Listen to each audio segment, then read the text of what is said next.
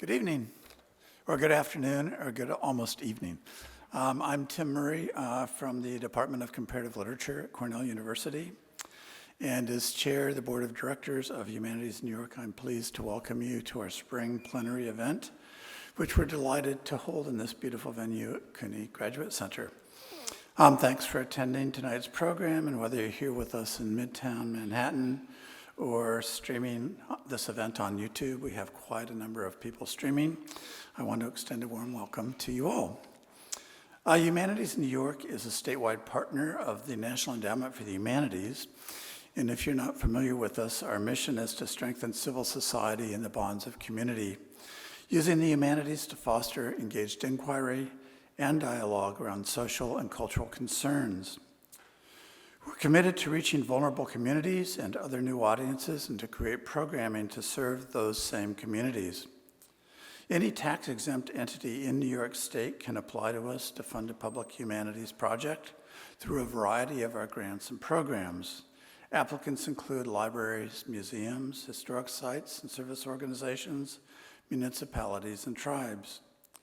Our projects include the Post-Incarceration Humanities Partnership, which is funded by the Mellon Foundation to support organizations that work with the formerly incarcerated and their families. And we also sponsor a no-cost book group style program called Reading and Discussion, where participants read a series of books together on a given theme that Humanities New York lends out. Tonight's event is the latest in our biannual American Imagination series, which pairs prominent humanists, artists, activists, scholars, writers, and others in conversation with each other and with the audience about an important civic or cultural issue. Through dialogue and critical thinking, we aim to better understand one another and the challenges that face us while examining viable responses. This conversation is also part of Humanities New York's effort at what we call expanding the narrative. As we approach the 250th anniversary of America's independence, we see a clear need to amplify the histories of those groups whose experiences have been overlooked for the sake of a more pristine American mythos. And in particular, we are focused in this series on featuring Indigenous perspectives. This is a series of programs and grant offerings that will continue into 2026 and beyond. I'd like to thank CUNY Graduate Center for co-hosting the program and providing this beautiful space. And in particular, I'd like to thank the team at the Center for the Humanities, Kendra Sullivan, Juwon Jun, and Sam Starkweather. I'd like also to acknowledge my fellow board members of Humanities New York. Would you like to raise your hands? Hi, guys. Thanks for coming. And most particularly, the incredible Humanities New York staff under the leadership of our Executive Director, Sara Ogger, our Deputy Executive Director, Allison Casey, our Director of Programs, Adam Captanio, and our Director of Grant Making, Joe Murphy.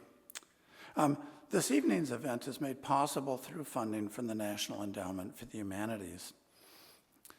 So I'm now pleased to welcome Sara Ogger, who will introduce our speakers, and thanks for coming.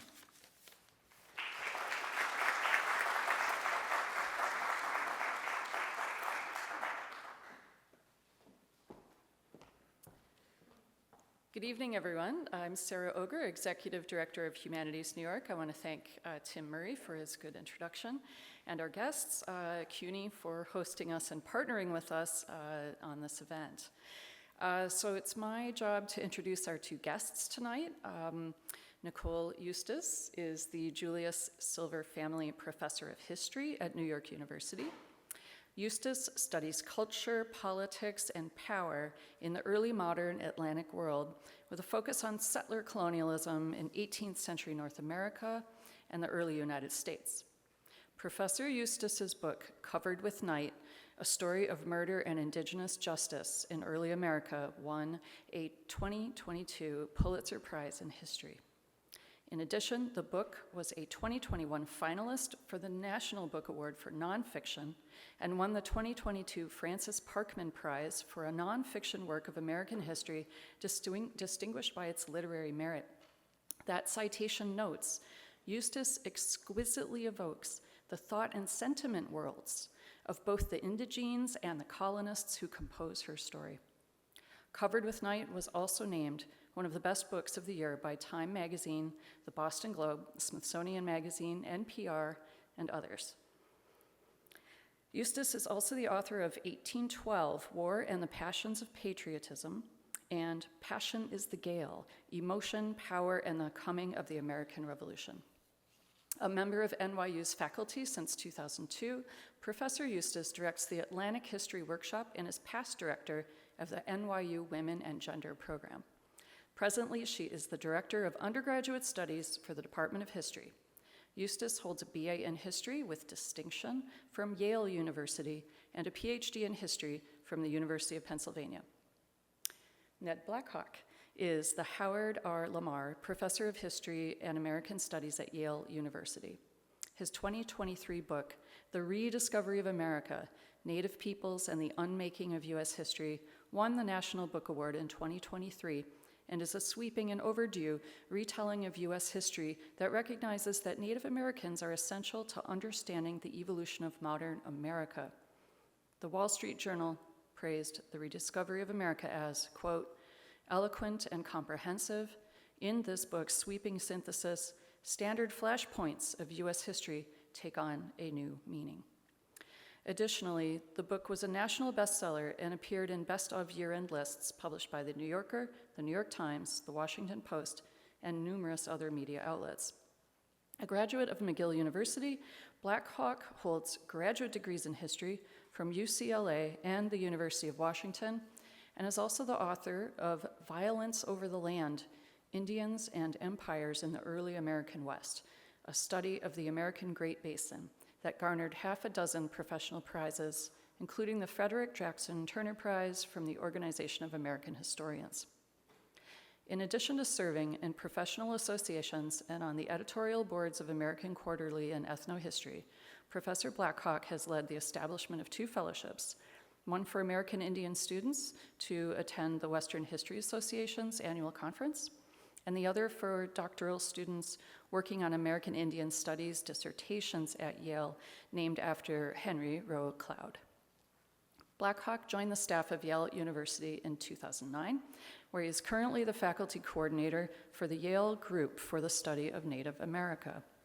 He is an enrolled member of the Tiimoke tribe of the Western Shoshone Indians of Nevada. Just this afternoon, breaking news, he was announced as a 2024 Guggenheim Fellow. Congratulations.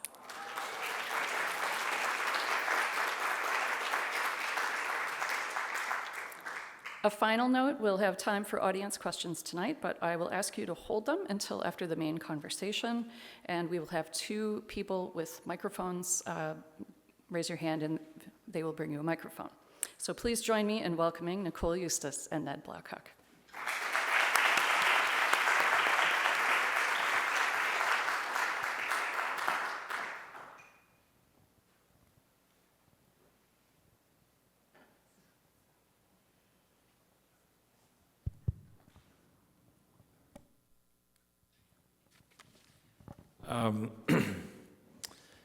Thank you so much for the kind introductions on our collective behalf and for the invitation to be here in conversation this evening.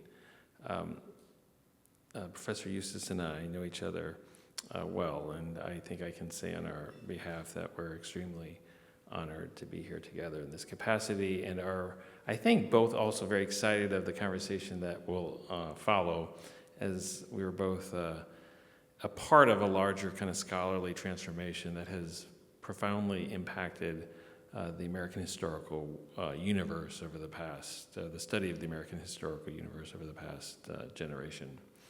And we come together this evening from recent projects that have pushed the field in, I think we can say, new and exciting directions. At least I feel that way about Covered with Night. So.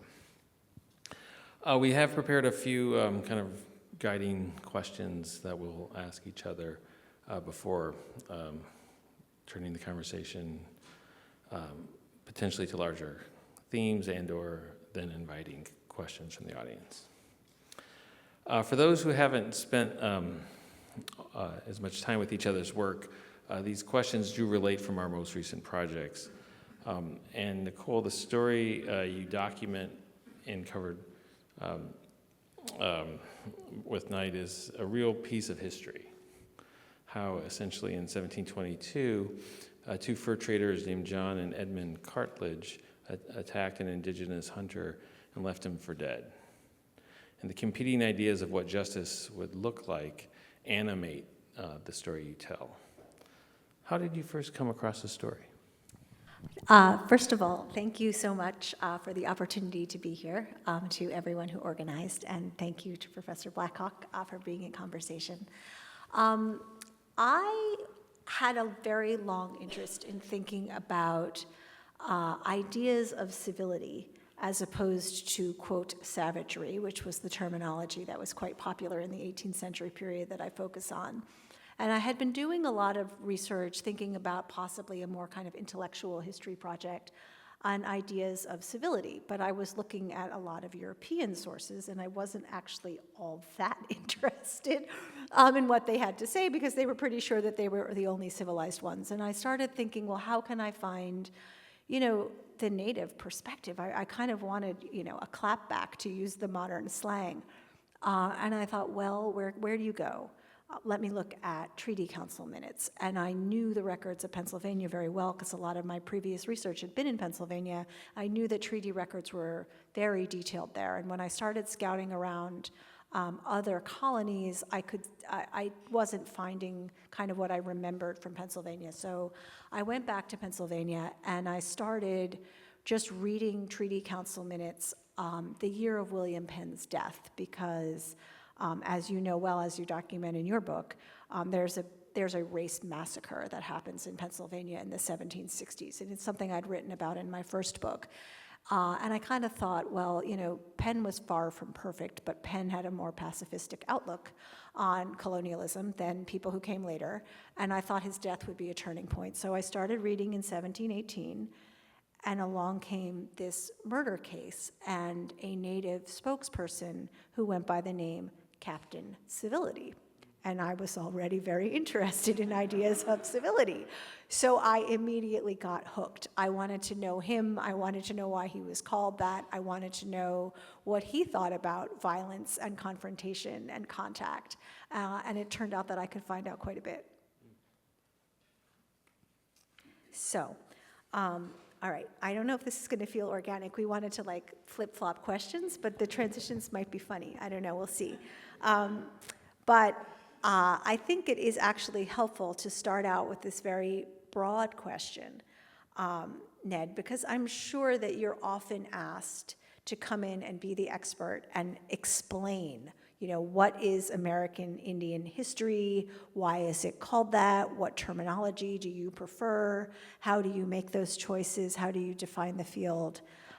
So anything you might like to tell us about that, how you frame things? I think it's a good opening to the larger conversation we hopefully will embark upon collectively this evening, and that is coming to kind of not necessarily a consensus, but at least a recognition that there is no singular kind of ethnographic or kind of no single ethnographic or other nomenclature for describing the indigenous peoples of North America, specifically the United States. And for a long time, the term American Indian dominated, obviously, the field of American Indian history. It led to the institutionalization of various academic units around American Indian studies. But as many of us likely have heard or know, that term came under some degree of interrogation and often disuse, roughly in the mid to late 1980s, and the term Native American kind of became very popular and institutionalized. And there is now an academic formal association called the Native American and Indigenous Studies Association, or NASA, where many scholars and colleagues annually gather. I'm comfortable with the term American Indian because I think it has a very useful and instructive past. And I think if we try to leave behind some of those perhaps difficult subjects, we enter into a space of some degree of ambiguity or perhaps uninterrogated, somewhat complacency. And the term native is very also appropriable by other social communities in the United States, at least, where people feel that they're native Californians or native Oregonians in regions that have often undergone recent massive demographic transformations and urbanization and other forms. So American Indian to me helps us see this subject, though I'm very comfortable with the term Native American, Indigenous, and or Native. And the term American Indian is also rooted in American legal and constitutional practice. Indians appear, as we'll likely talk about this evening, in both the Declaration and the Constitution. And there is a title of U.S. Code, Title 25, called Indian. So we can't literally leave behind one of the kind of operative fields of legal, not just inquiry, but practice, in which the federal government has longstanding commitments to peoples known as Indians. Well, I love that, and I think it's very much both and, right? And I know that for Native scholars working today, that the more that you can use a particular nation's name when you know the nation under question, rather than just speaking generically, right? How often do we say Europeans and not the French or the German or whatever? So I think that that's another layer onto what you were just sharing in terms of the use of various aspects of terminology. Right, and in your work, the Seneca leaders and subjects are at the center of this ripe story from 1722, in which you explore competing ideas of what justice means through the eyes not only of white settlers, but also Indians, more specifically Seneca and Iroquois peoples, members of what are now known as the Six Nations of the Haudenosaunee Confederacy. What made you realize that this was such a ripe story for exploring these competing ideas of justice? Well, so we've already kind of alluded to the fact that my book is this study of one murder committed by these colonial fur traders who got into a trade dispute with a Native American hunter, a man named Sawantaney, who was a member of the Seneca Nation. And they assaulted him quite viciously and left him for dead. And when officials in Philadelphia, the capital of the colony of Pennsylvania, found out about this, they were very worried. All the more so when they realized that the murdered man was a member of the Seneca Nation, one of what were then the 5 nations of the Haudenosaunee, to 6 today. Because the Haudenosaunee, or the Iroquois, as they're sometimes still called, were known to be a very powerful presence on the eastern seaboard. And Pennsylvania colonists were afraid that this could erupt into a war. Many wars between colonists, settler colonists, and we can talk about that because that's another term that you do some interesting stuff with. But for considered reasons, I actually do think of them mostly as settler colonists. But anyway, they were worried that it could start a war. And so they wanted to tamp down the tensions that the murder would cause, but they wanted to tamp it down their way. They went and met with indigenous representatives, and I'm using that generic term because this actually occurred in the Pennsylvania River Valley that was a very multi-ethnic space. So Sawantaney was Seneca, but there were members of various different nations, some of them from Iroquoian language groups like the Susquehannock Indians, who there were still remaining members of that nation in the area, as well as the Shawnee, which are an Algonquin group, the Lenape, and quite a few more. So when I say representatives of the indigenous community, I actually mean this multi-ethnic Native community in the River Valley. So the colonists go off and they meet them and they want to tamp down the crisis of violence, and they say, we will give you the full measure of English justice. And they think this is the best offer you could give, the full measure of English justice. To which the Native representatives essentially say no thank you, because English justice relies on this idea of punishment for individual perpetrators of crimes. So they promise that they're going to arrest the suspects, they're going to jail them to await trial, and then if they're found guilty, they're going to be subjected to capital punishment. And that was not at all the Native approach to resolving a crisis of violence. Native representatives asked for reparations, and they used that word.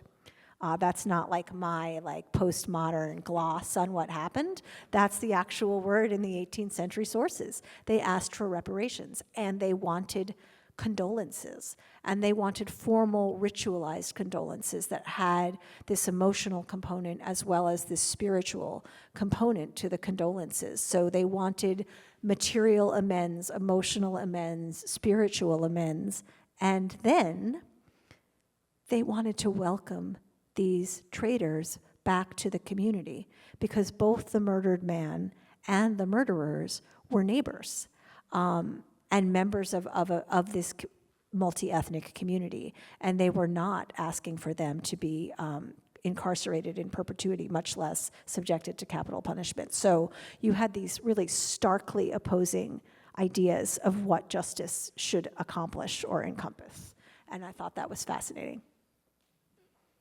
Very much so, and it also instituted or led to what you refer to as the Treaty 1 at the U.S. State Department, or the Great Treaty of 1722, also known as Ratified Treaty 1 at the U.S. State Department, which is the oldest continuously recognized indigenous treaty in Anglo-American law.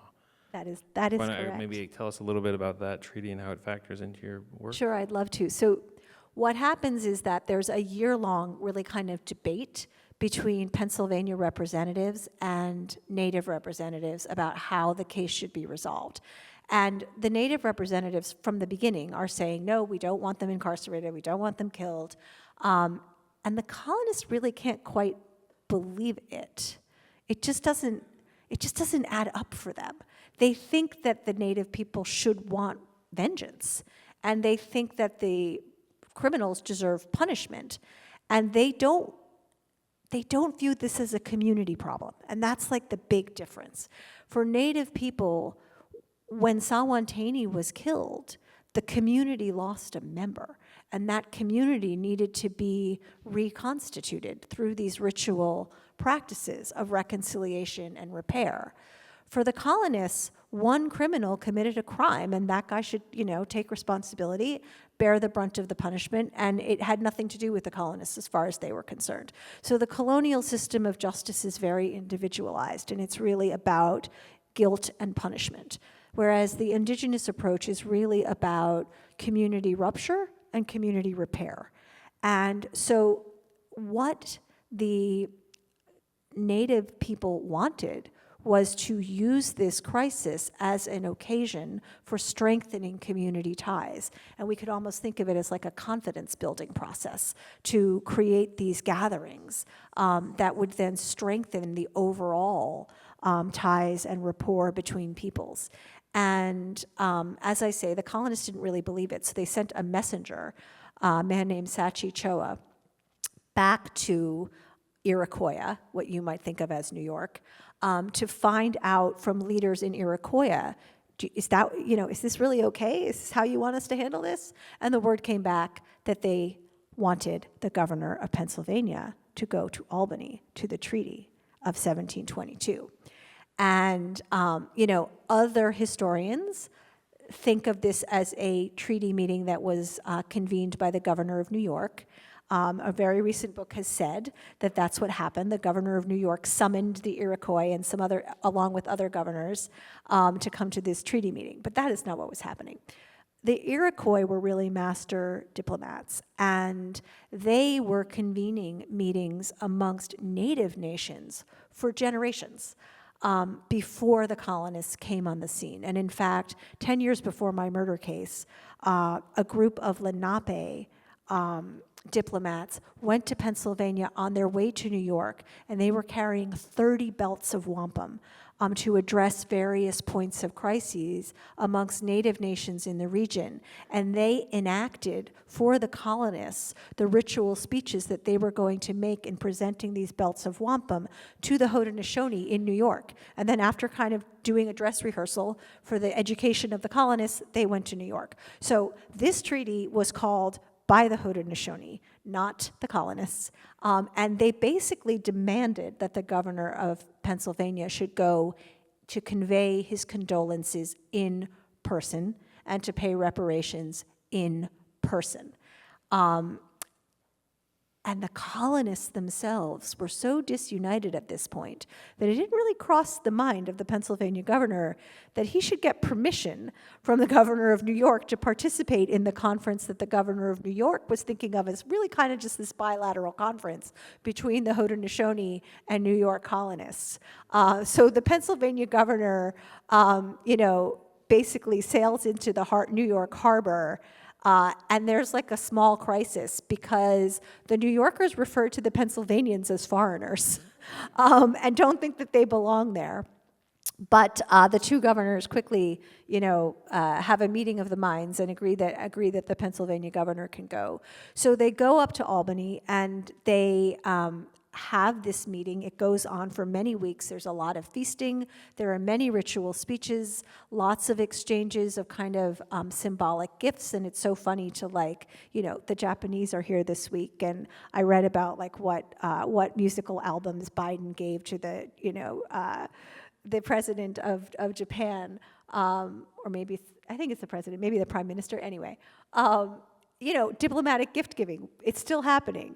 But the colonists, of course, act like this is terribly boring. They can't believe they have to stay in Albany and to listen to these speeches. And because the colonists are not really that interested in community building. They want to go, they want to sign a legal document and go home again. And so that's kind of their mindset. The Pennsylvanians just want to go and make sure they're off the hook for this murder.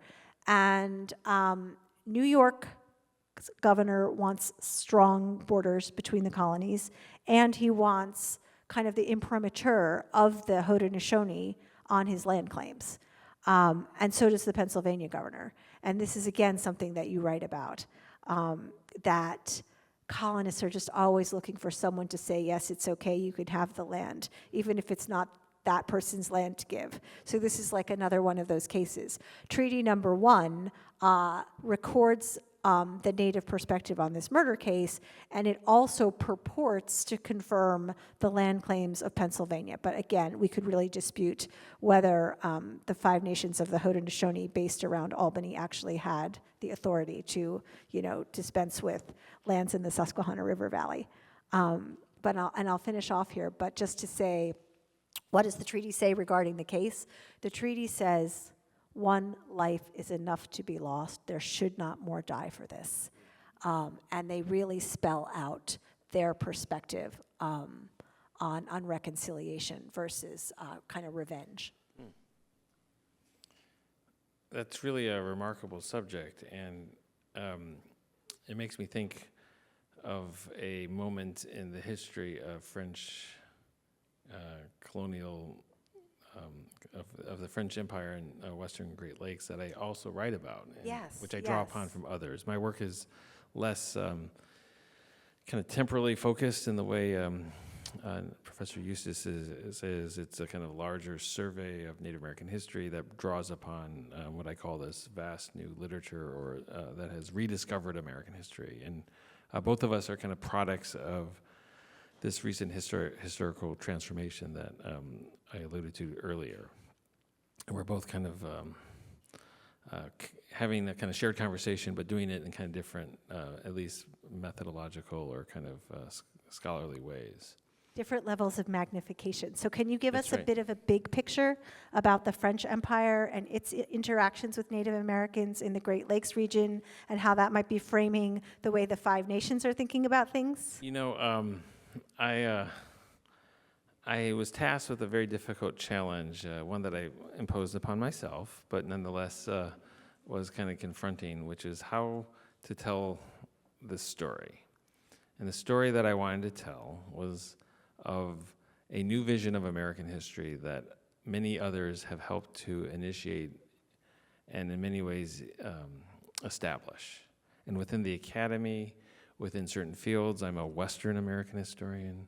Professor Eustace is an early American historian.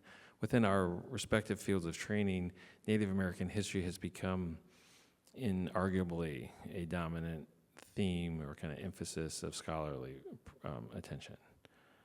Annual academic awards and forms of recognition and insights and things of that nature have been happening very routinely for much of the 21st century. It still has more to go. I say this in the introduction. The Rediscovery of America will take generations to fully implement. But we're both essentially part of a generation of scholars who are working towards a new theory of American history, which I believe is the title of my introduction to my book, Toward a New Theory of American History.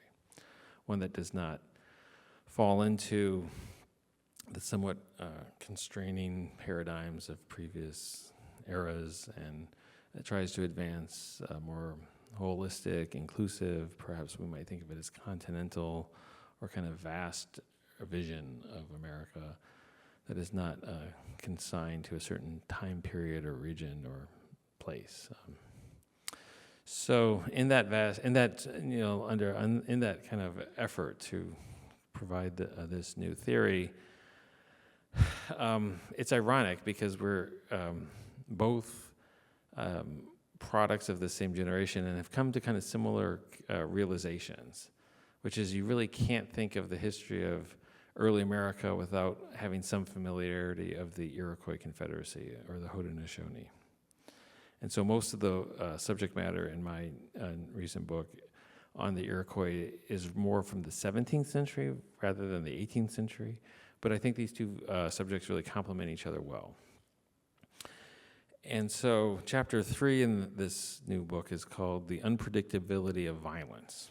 And it kind of starts with the initial French settlements in New France along the St. Lawrence Seaway, largely in the early 1600s under the governorship of Samuel de Champlain, who many of us may know is iconically recognized in the history, less so of early America, but particularly Canadian history. And there are statues and bridges and place names that are dedicated to Champlain's legacy. Unfortunately for me, his journals have been heavily, provided and edited for generations. And so I made Champlain's early relationships with the Iroquois the kind of launching point of this larger discussion of the emergence of the French Empire in North America. And that chapter begins largely in the early 1600s, and it goes to the late 1600s when this monumental gathering is held in Montreal called the Grand Settlement of 1701. And I don't want to get too drawn into these themes or particularities because they can be pretty encompassing. But essentially, by the end of the 17th century, the Iroquois have obtained a certain degree of recognition and standing that would surprise most of us unless we're familiar with the subject already. They are recognized as powerful sovereigns over their own communities as well as dependent villages of other indigenous peoples, including, I think, the Susquehannocks, throughout the greater region of Eastern North America. And perhaps more importantly, or equally importantly for the French at least, is they've agreed to stop marauding French trading caravans and other French allies across what we would call the Great Lakes, or the French used to call the High Country, or the Pays d'Anjou, because the two great waterways of Eastern North America, the Mississippi and the St. Lawrence, both have their headwaters in these 5 Great Lakes. So this is chapter 3. Chapter 4 then is an entire chapter on the French Empire in the 18th century Great Lakes region, which I call the Native Inland Sea, drawing upon an Ojibwe's poems of the early 19th century in which she describes the region as a great native inland sea. The reason these chapters are so kind of interconnected They're the only two chapters I realized at some point that had dates in their chapter titles. So the chapter 3 ends in 1701, and chapter 4 begins in 1701 and goes to 1754, when the 7 Years' War kind of erupts in the backcountry region. There's so much important historical study of these works, but so little kind of dissemination into the popular world that I think it's kind of an academic or kind of intellectual morass that we're in. Because this backcountry region that is a little west of this murder case, but it's connected with it, the Iroquois have essentially stopped expanding and marauding and pillaging both indigenous and French peoples across the Great Lakes, so that the French can now build a stable, not so prosperous, but nonetheless economically productive kind of empire that stretches from New Orleans through St. Louis up the Mississippi to across Illinois, which is which has a series of forts into the state of Michigan, which now has like Michilimackinac and Detroit are both French forts that have thousands of settlers and indigenous peoples combined within them, across the eastern Great Lakes up through the St. Lawrence Seaway to the mouth of the St. Lawrence, which is the world's largest estuary, if anyone is really interested in tracking these things, to a fort called Louisburg, which sits at the mouth of the... So from New Orleans to Louisburg, a great, vast colonial world is formed that the French nominally control, but inhabit with indigenous peoples, because there's never more than, I think, 75,000 French settlers across this vast empire, which is home to literally hundreds of thousands of Indians.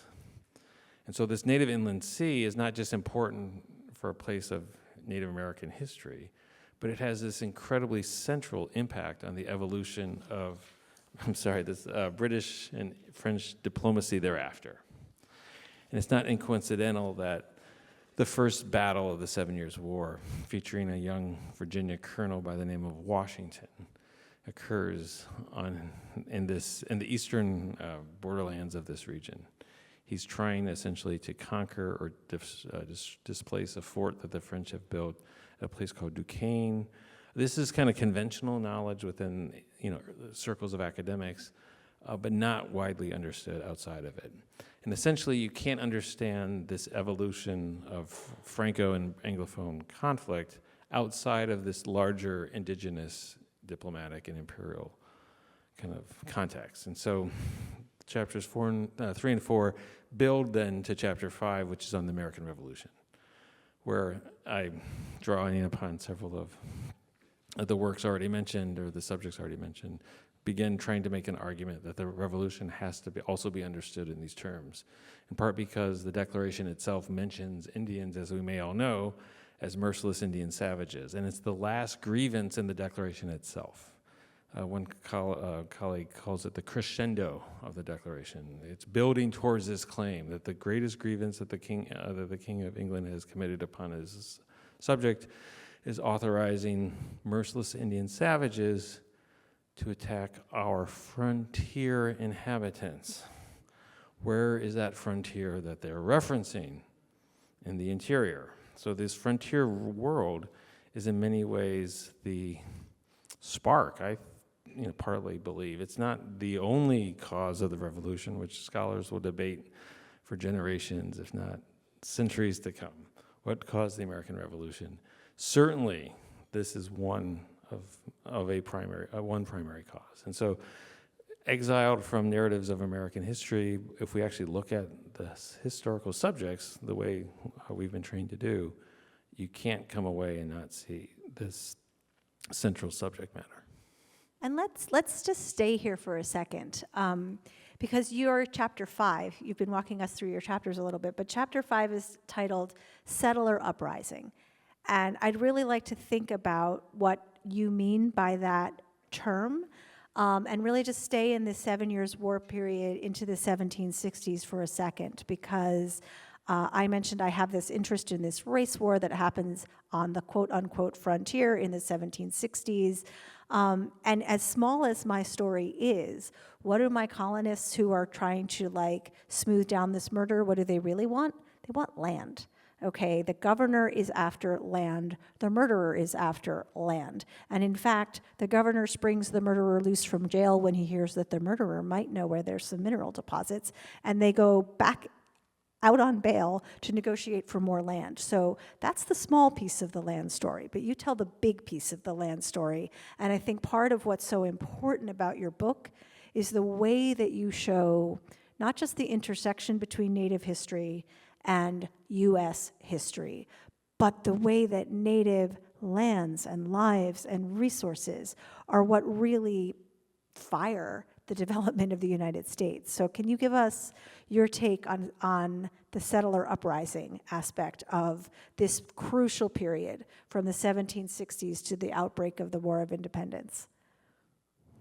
I'd be happy to. So I'm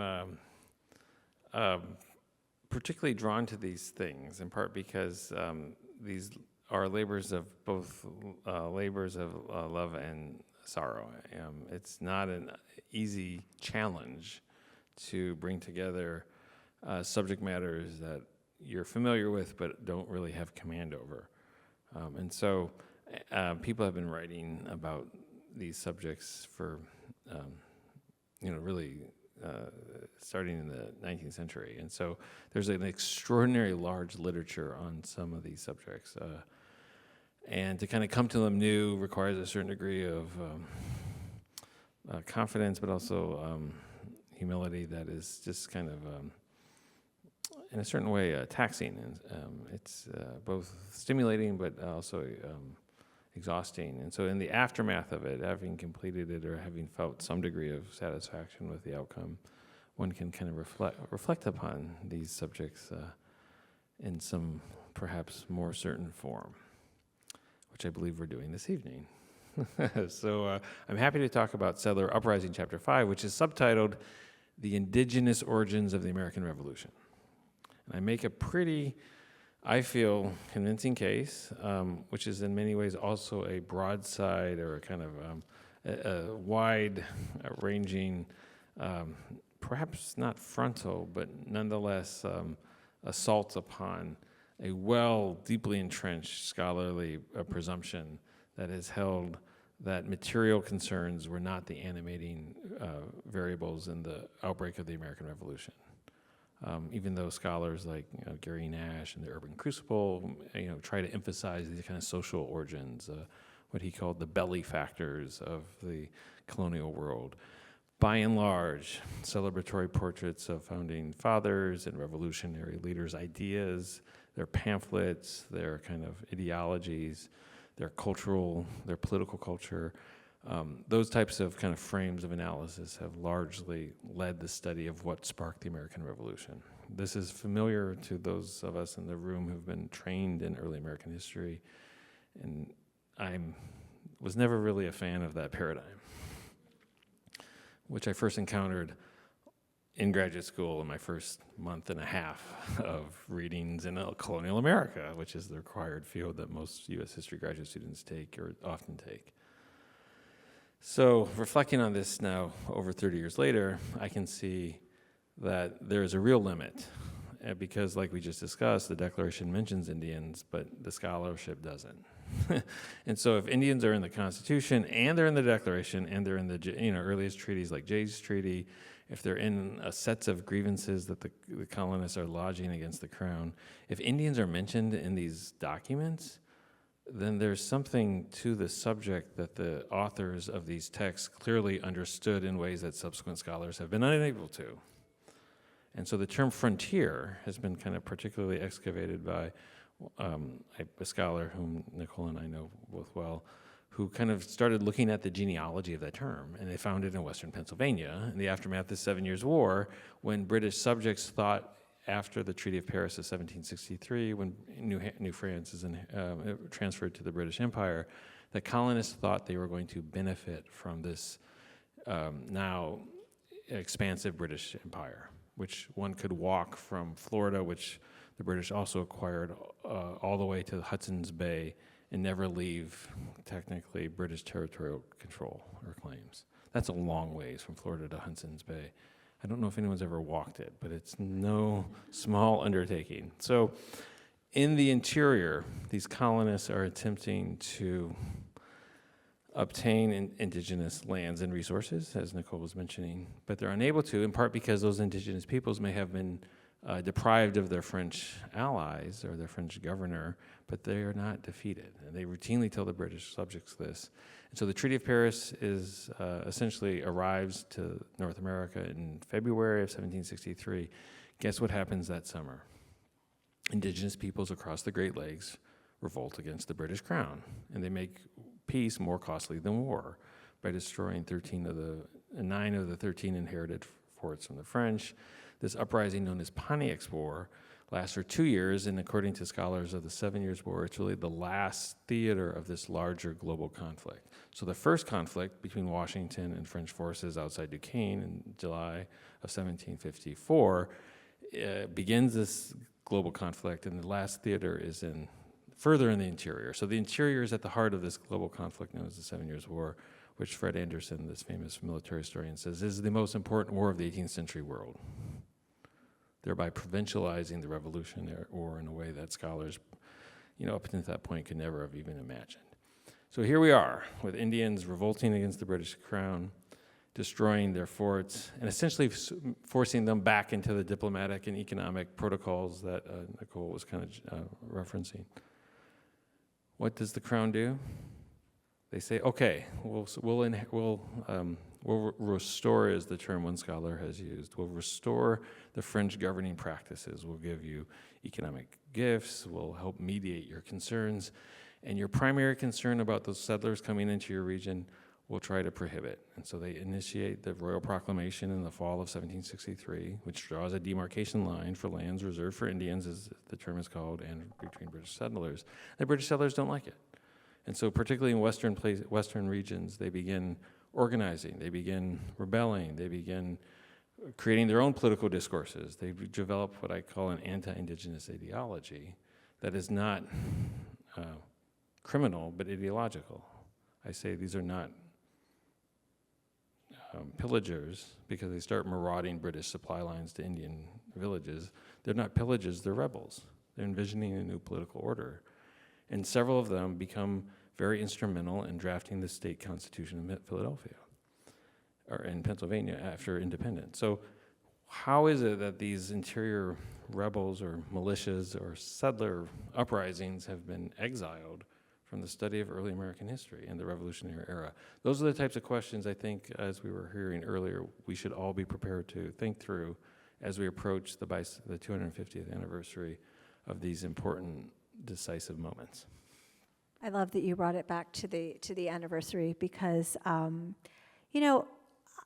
I think we can honor the ideals of the revolution. At the same time, the backstory is so much more complicated, right? This proclamation line of 1763 said that no colonist was supposed to move west of the Appalachians. The entire interior of the continent was to be acknowledged as indigenous space. And the colonists were not happy. And George Washington was not happy. All of our most famous leaders were also land speculators. And so one of the points that you make in the book, and it's building on work of other people, like Colin Calloway is another person who's talked about this, but one of the really key points for the revolutionary period is that, yes, this revolution was against the British, but it was also for indigenous land. And it really accomplished that in a very significant way. And many of the other major turning points in U.S. history can kind of be linked to this. So I hope before we end, we could talk about one or two more turning points. Sure, I'd be happy to. Because you definitely cover a lot of ground. The only thing I would say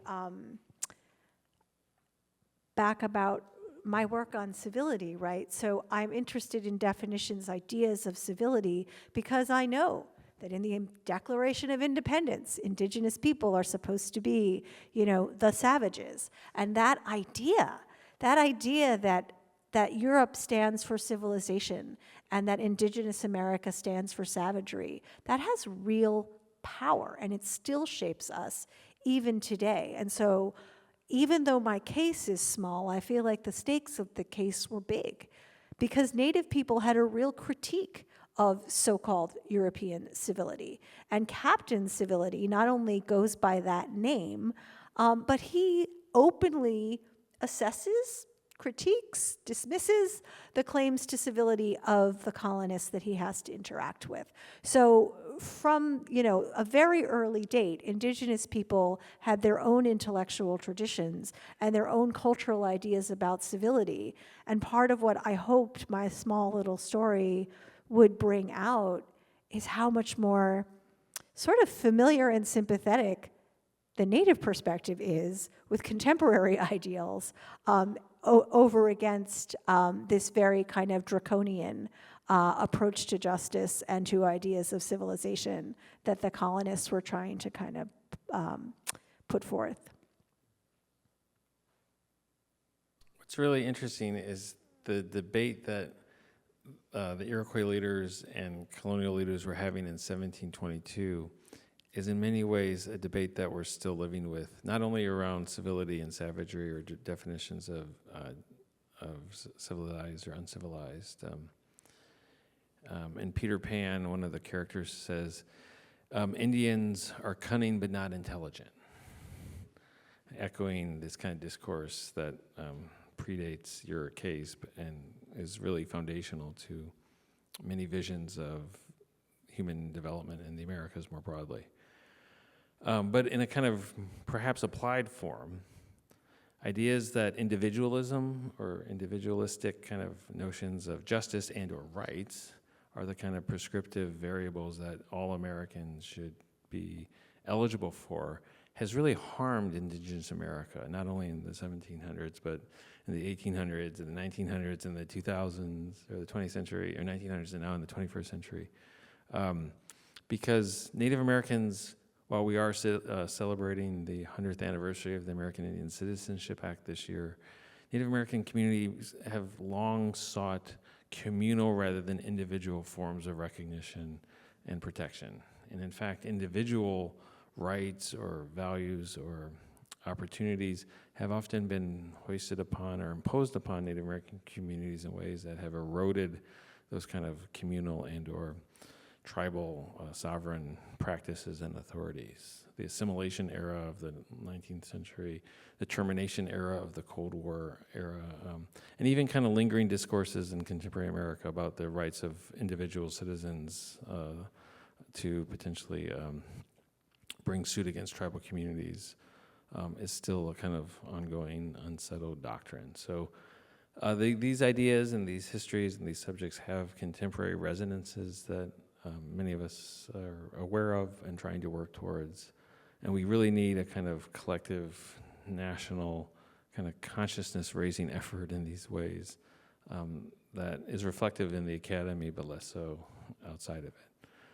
I know we're running a little bit close to our time limit. I don't know where we stand precisely, but Just about time. You've got a really good internal clock. oh wow. Would you like to turn this over to the kind of collective for conversation? That's fine. That's Great. good.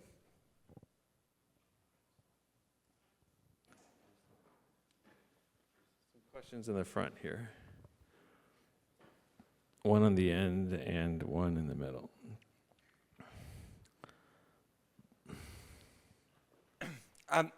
Hi there. Thank you, both of you, for your talk. So I have a question. I think it mostly deals with stuff that Professor Blackhawk. Thank you so much for your talk. And it's, it's this issue of the word you use. Yeah, and all of those words that you mentioned, Indian, Indigenous, Native. I understand the historical importance of recognizing people by the term that they wish to be used at. At the same time, though, the question of nation, and of belonging, each of those words in a different way sort of implies that the land belongs to us rather than we belong to the land. So I come from an anarchist tradition, and an accomplice of indigenous anarchists such as Cleve Benally and Gord Hill, also of Ricardo Flores Magón, who's a Mexican anarchist. And, it's like, the land No, it's just like, you need a house, yeah, build it, and we'll all help you out, but it's not our land. That's just where we live. So my question, I was working with the Squaxin in a land occupation, and I read those treaties. They're insane, and it's just like, all of you people who live here, you're not Squaxin, yeah. God knows what they were beforehand, if they even had the concept of a nation. Could have just been like Fred and Anna. They're just living there, you know? Oh, we're Squaxin now? Oh, okay, great. So I'm wondering about that concept of nation, and what you said at the end, that these were just paramilitaries on the colonist side. They weren't even officials. I mean, yeah, they were just and then they became the United States state, I guess. Yeah, the state of Pennsylvania. So, You know, I think that's all I got. Yeah, that's a great question, because one of the challenges of using this nomenclature, even when one is being tribally or as kind of specific and precise as possible, is even the term for a tribal nation presumes a homogeneity within it. And many tribal communities are not easily intelligible in those terms, but they become so. And so this concept of becoming indigenous or becoming American Indian, or this process of being incorporated into a political structure that brings with it a certain political legibility and or definitional attribute, is really very common in Indian history and in Indian communities. Because the federal government, I think, as we may know, imposes certain membership variables on tribal communities, where they have to then determine who is and is not a member of their community, which is their right as a self-governing tribal community in the United States to do, but it requires a certain degree of often racialized logics to be intelligible to the American state. And so membership, racial, what are called membership criteria, various forms of what are known as blood quantum requirements are pervasive in Native America following their incorporation into the body politic of the United States, that makes these terms, nation and or tribe, more complicated than I think we've been often educated about. There's a question in the back, it looks like. Hi, thank you so much for this really generative conversation. I feel like you all were sort of going in this direction toward the end in terms of present day applications, but I'm thinking specifically, Professor Eustace, in your work as it relates to applications of justice or conceptions of justice, and Professor Blackhawk in your work talking about diplomacy, between tribes, tribal nations, but also then sort of larger international geopolitical diplomacy between tribes and the French or the English, for example. So I'm wondering if either or both of you could comment on sort of potential applications or principles drawn out from that as it relates to ongoing conversations about sovereignty today, and how it's applied and in what ways, and how it's getting sort of relitigated in a more intense way in the Supreme Court, in these some of these more recent landmark cases. So yeah, just thinking about sovereignty and its applications. Yeah, the other thing that is put in the Treaty of 1722, besides the statement that one life is enough to be lost, is a demand for the accused murderers to be set free. They say that they've been a long time bound and that they should be allowed freedom. And then the other thing that gets put in that treaty is actually a system of signals for free diplomatic passage for Native people across supposed territorial lines. And so there really is this indigenous intellectual tradition in opposition to capital punishment and in opposition to incarceration. And does that have possible implications for the present day? I mean, let me tell you, the United States has 5% of the world's population, but 25% of the world's incarcerated population. We just disproportionately imprison people. And so I do think that there's something to be learned from this case, and that this case is not a standalone case. There are other scholars working on this issue in a much broader sense right now. Kelly Little Hernandez, for example, has looked at carceral practices in the what's now California amongst indigenous people, and there just is no such thing. They're just absolutely just flummoxed by the Spanish, who the instant they arrive, they build a church and they build a prison. So this idea, this reliance on incarceration is a very European-centered thing, and by the end of the 18th century, and particularly actually among the Haudenosaunee, and this is something I'm researching right now, there are very articulate critiques of the reliance on incarceration, linking it to reliance on individual property, to come back to the point that you were just making.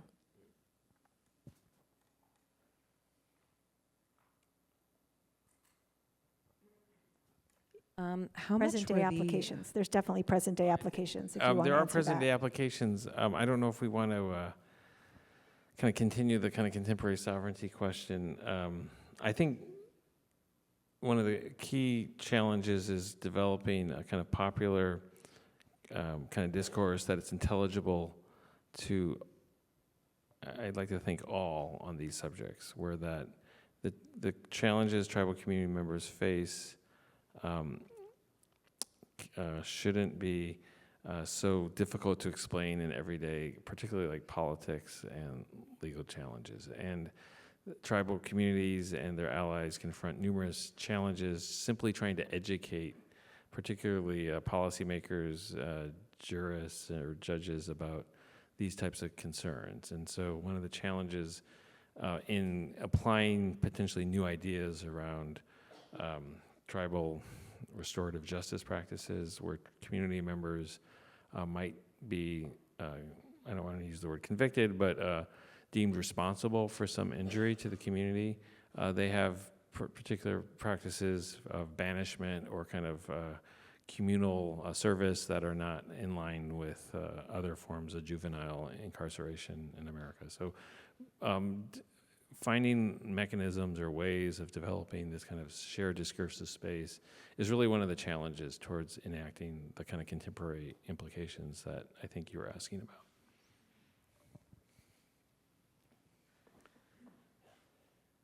Do you think that American democracy, or at least like contemporary democracy in general, would be able to exist without influence from the Haudenosaunee?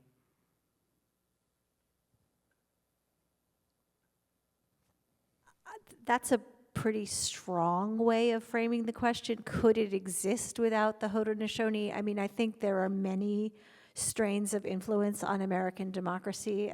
You have to think about the Magna Carta and things like that. But I think we all know those pieces. I think that the influence of the Haudenosaunee, particularly this creation of a confederacy as a way of mitigating conflict and sharing power, really was a very important influence on the American Revolution. And I mentioned that the Haudenosaunee convened conferences at Albany, for decades and decades before the colonists got involved, and continued to do so. At the beginning of the 7 Years' War period, there was a big conference in Albany. And Benjamin Franklin attended, because by then the Pennsylvanians had really gotten into going on this kind of regular trip to meet in community and develop diplomatic relationships with the Haudenosaunee. So Franklin goes, and Franklin's looking at by then the Six Nations, and he's looking around at these disunited colonies. Don't forget, in 1722, the New Yorkers referred to the Pennsylvanians as foreigners. They were not very united on the eve of the 7 Years' War. And the British Crown needed those colonies to unite to fight against the French, for nominal control of the continent. And so Franklin looks at the Haudenosaunee and he thinks, yeah, let's do it. He creates something called the Albany Plan of Union, which was a plan to unify the 13 colonies. And he wanted to have a parliament for the colonies, And really, a lot of that plan was based on Haudenosaunee precedents and practices, and the colonists wanted nothing to do with it. His plan of union failed in 1754, but they got farther, in the coming decades. So I don't know if we could say American democracy couldn't exist without, but it certainly wouldn't look the same.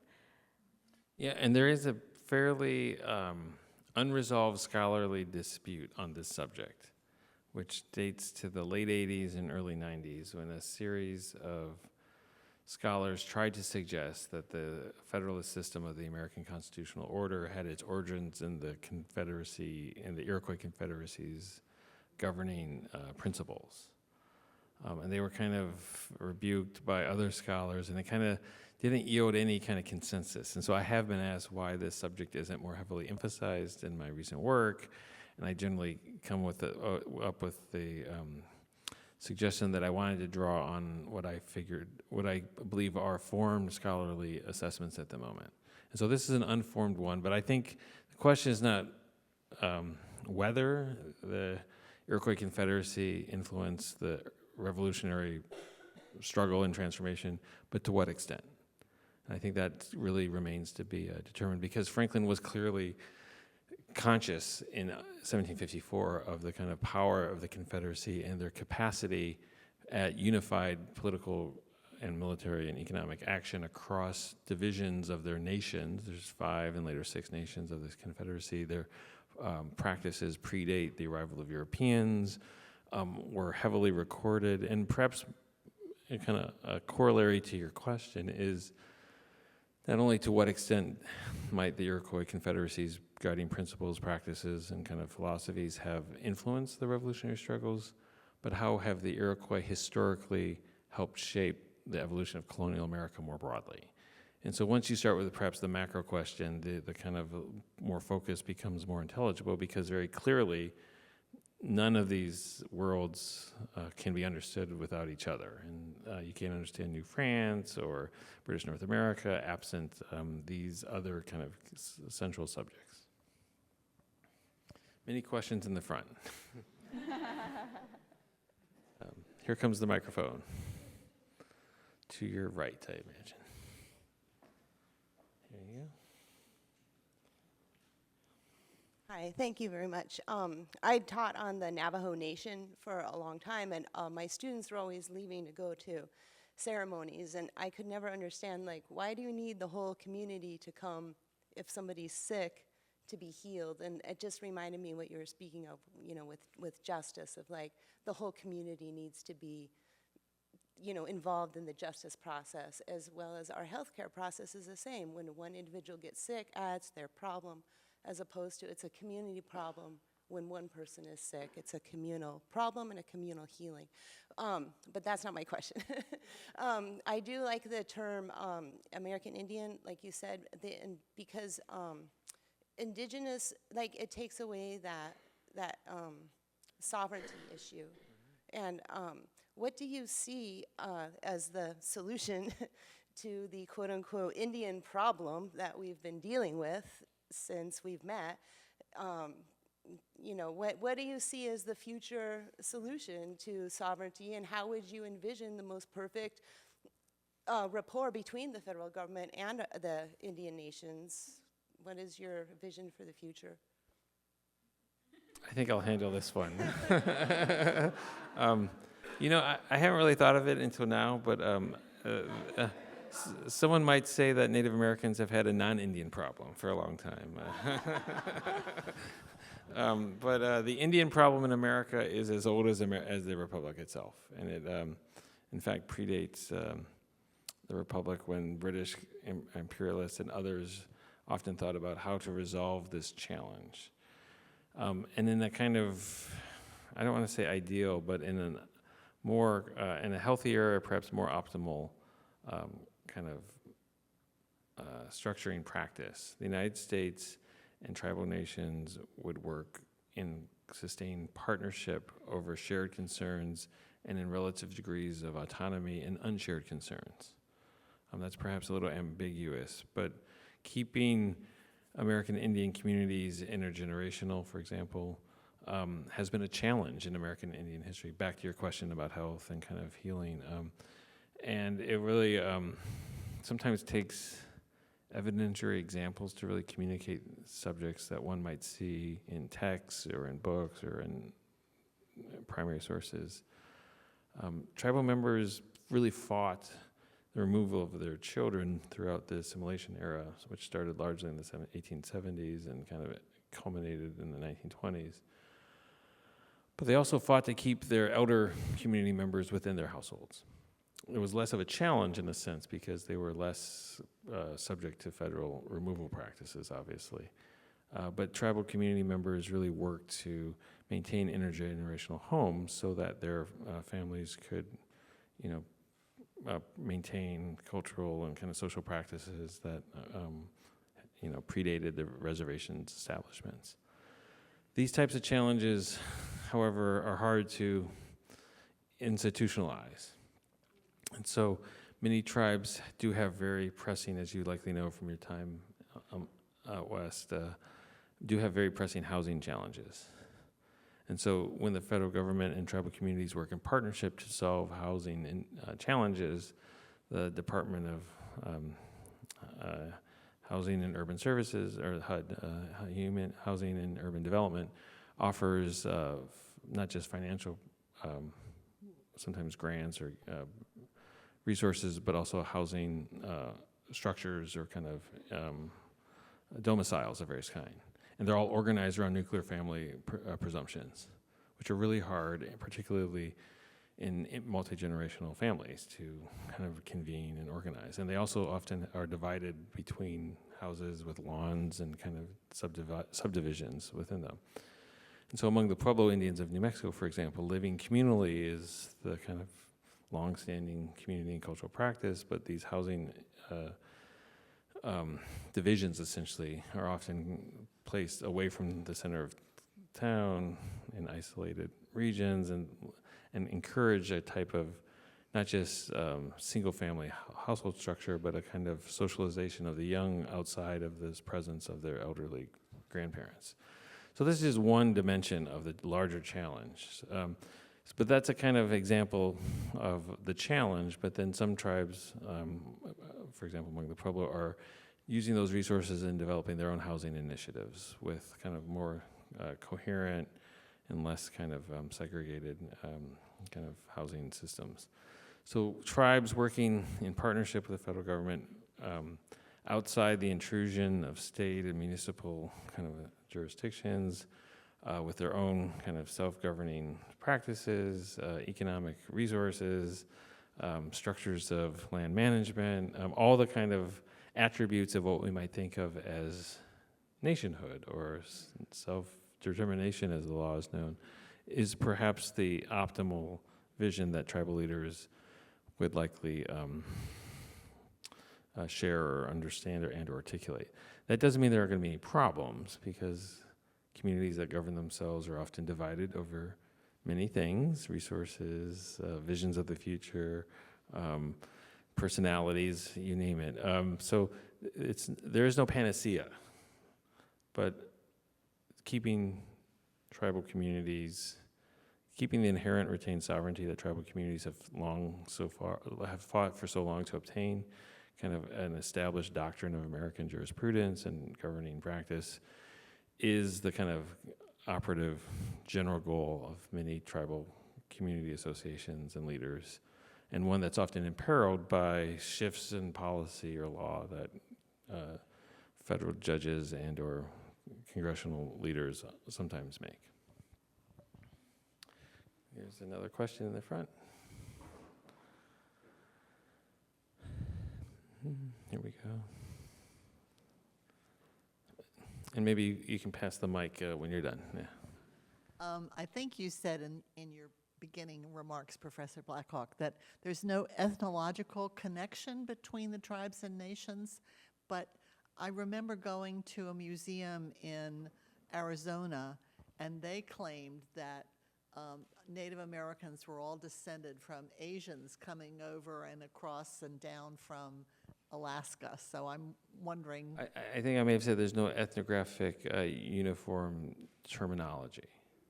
that might apply to all Native Americans, though you think of Native American as that term, but it might flatten the distinctions or differences within it.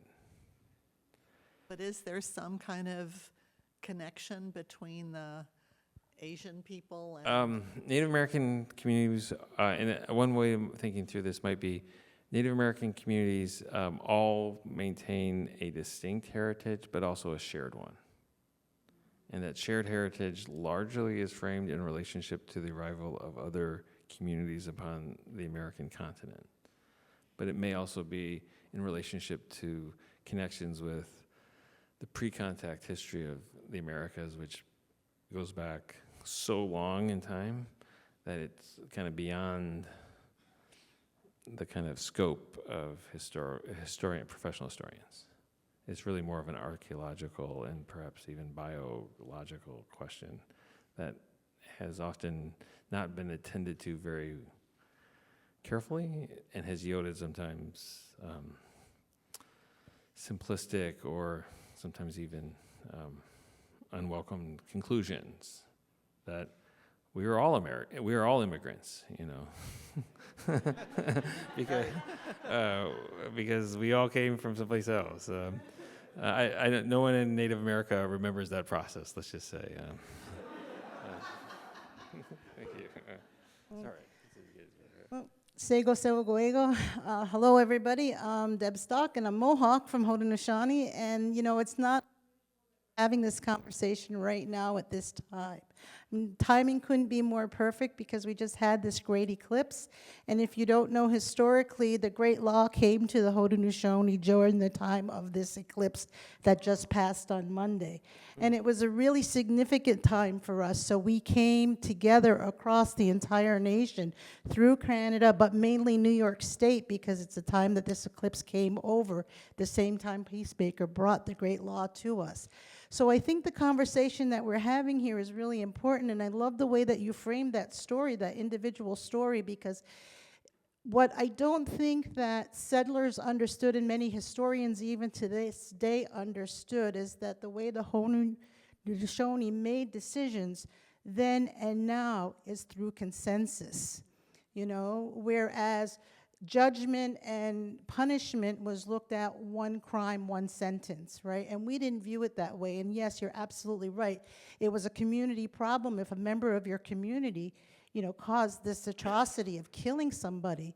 In fact, in our teachings, there are a few things that we're told that are the worst things that you can ever do. Of course, murder is one of them, right? Burning down somebody's house is also a very egregious offense. So again, it's, you know, how do you rehabilitate the individual to come back into the community? And that's very, very different from how colonial mindset looked at crime and punishment and how to be rid of whatever, quote unquote, the individual or the person was. Politically, though, when you look at that going across the nation, and one of the beautiful things that just happened for us is that in the Haudenosaunee country, we use these clips as a time to retell the story of our origins. So we spent the day, if you want to say it's in ceremony, but we spent the day in storytelling. So the first hour was spent in our Thanksgiving address. We had a communal feast, and then there was a 2-hour storytelling of how the Great Law came to all of us in New York State across all the Haudenosaunee nations. And in fact, one of the things that was stated, which I think just on Monday from some of our leaders, was that as human beings, and this is, you know, directly correlates to history, we learn, we know, we grow, we change, and then we forget what we are taught initially about how to function as human beings in a civilized society, because our wants and our desires become more than all the things that we have been given through our teachings. And so that's why for us, as Haudenosaunee, it's important for us to have these events where we do these constant retellings of our history, and we are constantly told and shown what our origins were and the way that we're supposed to live. And it's very simplistic in thought and ideology when you think about it, right? Be kind, be friendly, be community-driven, you know, take care of the land and the things and people around you. But on the greater scale of things, our political system is still set up exactly the same way. We have X number of chiefs or chieftains and clan mothers and things like this that run and make decisions for the whole entire Confederacy. And if they are political decisions, as you mentioned, maybe, it affects one community, but it may be a decision that affects all the Haudenosaunee, say in New York State, or it may affect all of the decision, because we make a decision for 7 generations. So you have to come to consensus around that. And if one chief or one clan mother disagrees, it does not get passed, because then it is not at the goodness for all. So one comment that was made by one of the chiefs this week was that, well, maybe we need to go back and revisit the politicians today in Washington. Maybe we need to bring back, like you were stating in Albany, one of those caucuses where the Haudenosaunee come and meet with leaders of the United States just to talk about these things that are happening now, in our world, as we talk about what's happening in Gaza. How are they going to resolve that, and who's going to be responsible for taking care of those places and taking care of, those things? Because we have answers for that through consensus. But of course, it's not just an ideology, though, for people to understand. It's a way of life, and historians still have people who are engaged and living and practicing these ways that can go there to find many concepts and ideals, that there's a different worldview, even though we live in this world today, that we can see it differently, and we're still functioning within that capacity. So the works that you've done obviously are really, well needed and understood in academia for people to really understand the differences and the variances. There is not just the one worldview that we often are taught in the American education system. But we grow up with a different worldview, and a lot of us do have those, but especially in indigenous cultures, how do we continue to live and bring this forward within the society that we are and remain, teachable? And thank you. Thank you so much for sharing what you've been doing recently and bringing us those stories, your stories. You mentioned consensus, and you mentioned something important, which is that both chiefs and clan mothers are contributing to creating consensus, and that's something I didn't get to mention, but that I would like to just very briefly touch on. In this story, women are extremely central to deciding the outcome of the case, because according to Haudenosaunee practices, it's actually the women that are in charge of making decisions about when to go to war or pursue peace. And Haudenosaunee culture had enough in common with Shawnee culture that although Sawantini, the murdered man, was Seneca, and his wife Winnie P. Wada was Shawnee, she actually helped to determine the outcome of the case. She testified that her husband had said as his dying words, "My friends have killed me." And that had tremendous diplomatic significance, because it meant that this was to be considered a crisis amongst allies and not an act of hostility, by an aggressor against an enemy. And women really come into the story very centrally, because when the colonial leaders arrived in the community of Conestoga in the Susquehanna Valley to arrest the murderer, John Cartledge, his wife was there with their infant daughter wailing, just sobbing. And the colonial leaders wrote what a nuisance she was. Oh, the crying was so loud. But they also record that the Native women of the community comforted her. And that was fascinating. On the surface, you might think, oh, they're just so emotionally sensitive. How incredibly giving of them to comfort the murderer's wife. But in fact, amongst Native people, public wailing like that was akin to a demand for war. And so when they comforted the wife of the murderer, it was actually this diplomatic gesture to say, let's take down the temperature, let's not make this into a war. So women were incredibly important in Haudenosaunee communities in ways that were incomprehensible and invisible to members of the settler colonial society. Do we have time for one more question, perhaps, in the back?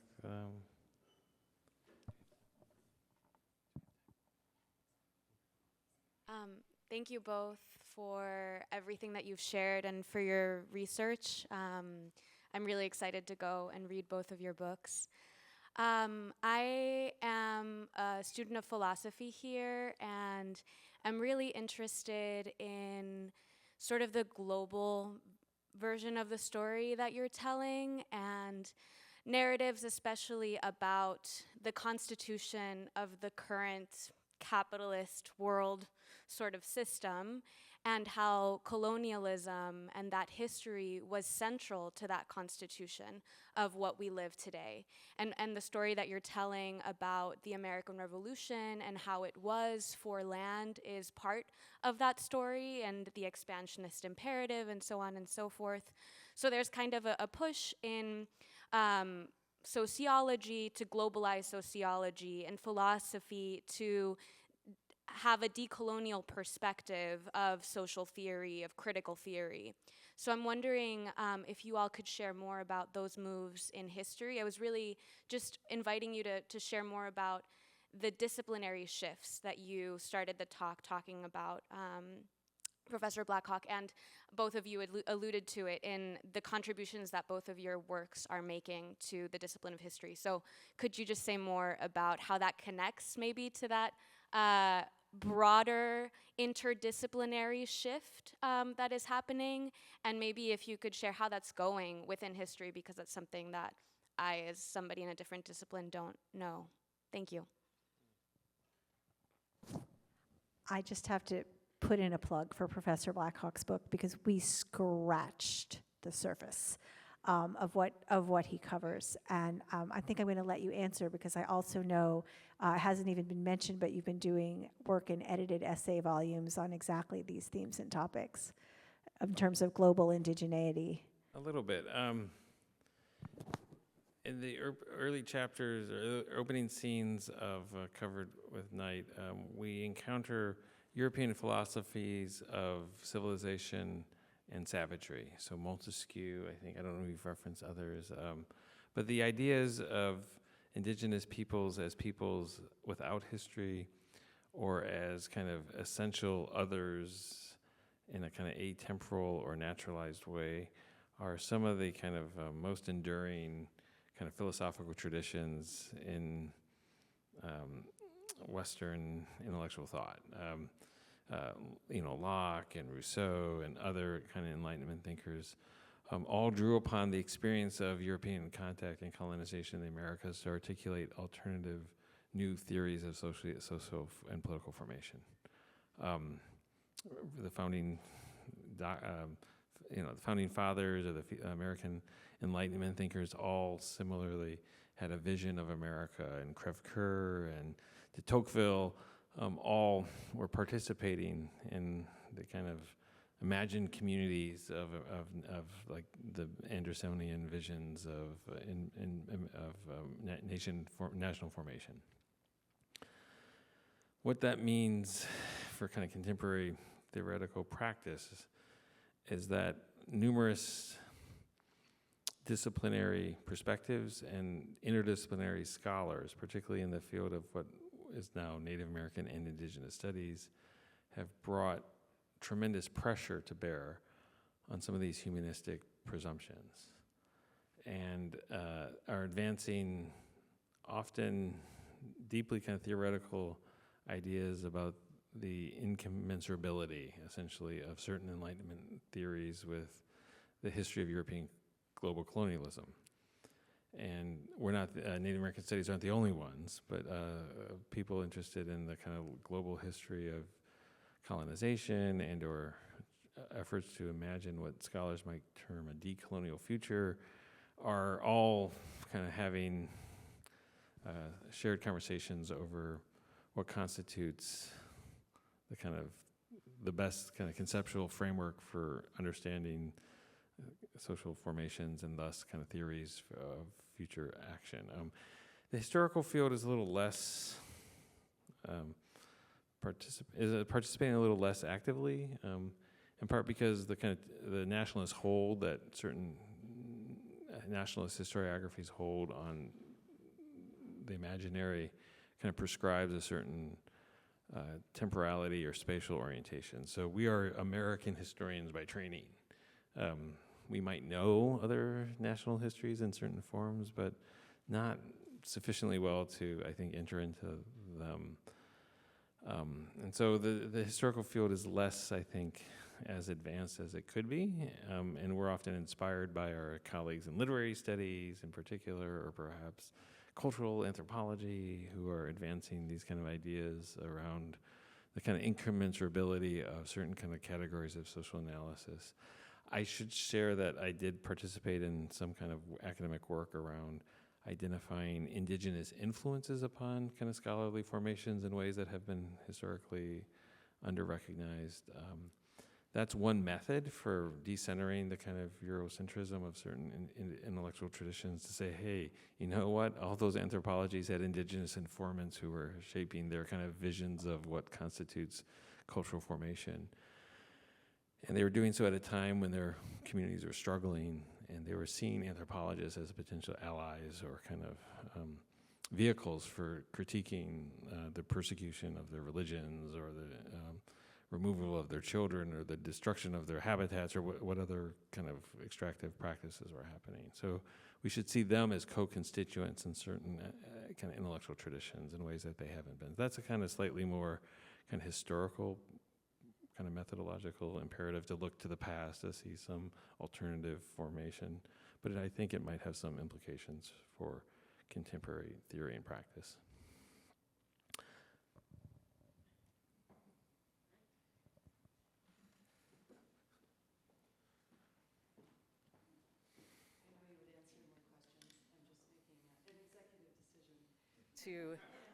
To thank you. I don't know if is the mic back on? On behalf of the board and the staff of Humanities New York, I want to thank Nicole Eustace and Ned Blackhawk for this fascinating and important discussion.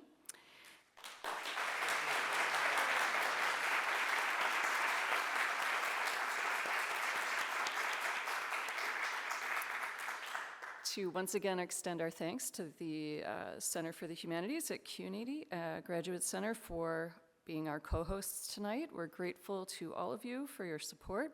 Please visit humanitiesny.org to make a donation or to say thank you in support of our work, and please also follow us on social media. Thank you all so much for joining us tonight and for your thoughtful questions and your presence being with us. Thank you.